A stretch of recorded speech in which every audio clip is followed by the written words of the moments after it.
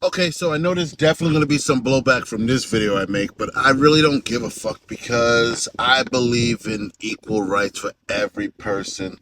And what's going on now with the whole Roe V Wade and the protesting in LA and, people in the streets, and I call those the fake Christians because the conservative side, and I'm not a Democrat, so I don't want to even talk about politics, but those fake conservative Christians who, basically are out there protesting, um, women's rights, women's choices is something that it just doesn't sit well with me, right? So I really, really want to talk about something that I actually saw online that made, a whole lot of sense.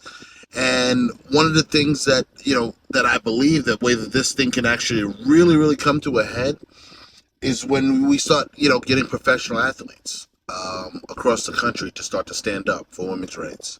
And I truly believe that. I believe that white athletes with their white privilege should be the ones that are speaking up right now. Because I believe that it actually goes far. If they truly believe in women's rights, I believe that, you'll see a lot more white athletes come out and speak on this and talk about it. And, look to see that this thing actually can come to a head and stop the BS and the nonsense that's going on. One of the things that really, really hits home and actually really bothers me a lot is because during the pandemic, when we were, people were going to get vaccinated, other people were being mandated they had to get vaccinated, especially athletes. You had one person that stood out, that really stood out, and he was really all over the media. He stood on his soapbox, talked about how he could take care of himself. He didn't care if his own teammates caught COVID from him because he didn't want to get his vaccination. This man, which is this guy right here, Aaron Rodgers, the Green Bay quarterback, Green Bay Packers quarterback.